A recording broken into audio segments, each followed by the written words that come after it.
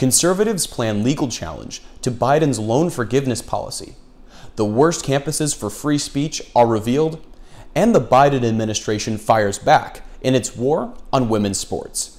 I'm Wyatt Eichholz, and you're watching Campus Countdown.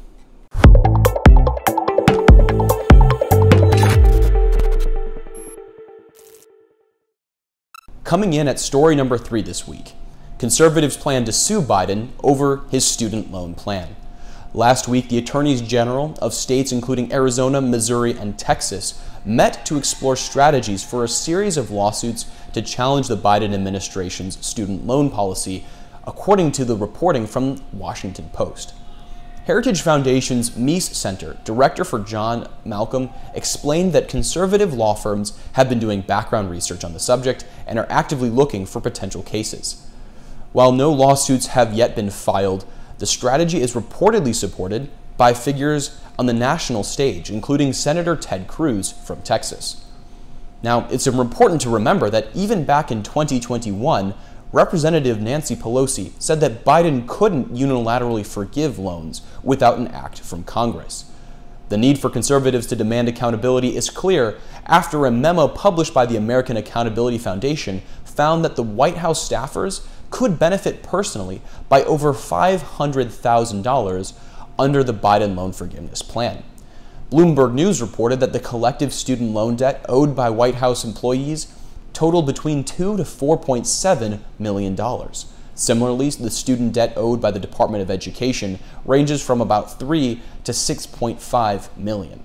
These figures reveal who is actually proposed to benefit from Biden's plan and illustrate why it's crucially important for conservatives to challenge this potentially illegal policy.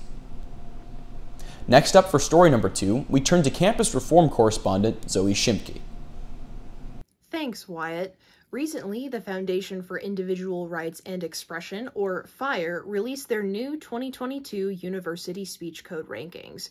These rankings rate how college campuses respect freedom of speech by looking at their speech codes, administrative behavior, and whether or not students perceive that they can express their opinions freely on campus. Universities are given a red, yellow, or green light rating based on their speech codes and behavior. Over 44,000 students from 203 universities were surveyed about the speech climate on their campus to generate the report. Among the worst ranked in the nation this year for freedom of speech were Georgetown University, Yale University, and Columbia University at the very bottom. FIRE President and CEO Greg Lukianoff told Campus Reform that the new and improved rankings are intended to reward universities that protect and defend the freedom of speech while empowering students and parents who care about free speech not to attend or support universities that don't. Even those who are not conservative recognize the severe lessening of respect for freedom of speech in the classroom. One student from Columbia University, which ranked lowest for free speech protections, said, "I feel that even as a liberal student, sometimes there is no room for nuance and discussion.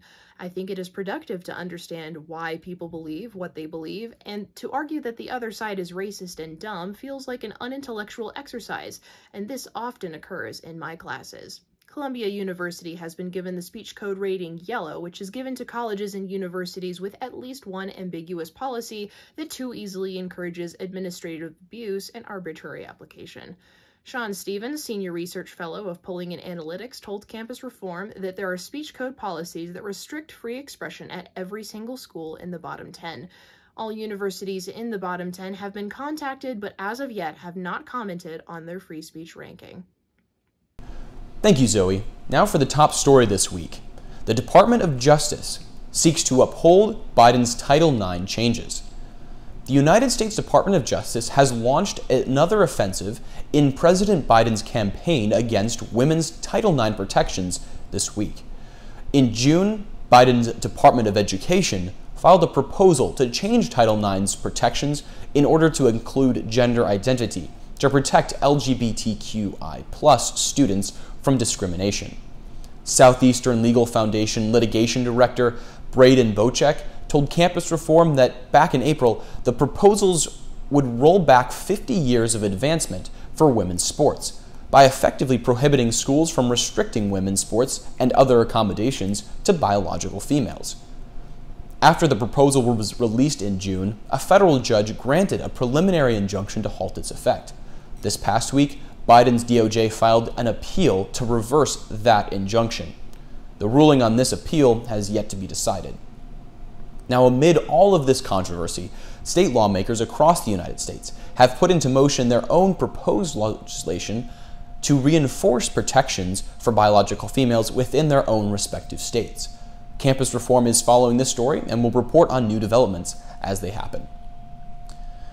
With all that, it's time for the woke tweet of the week.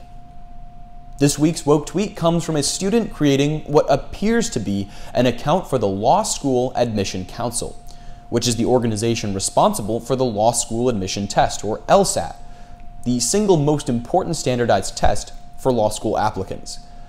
Now, not even 5 years ago when I was applying to colleges, I generally remember seeing about 2 options on these different online applications, male or female.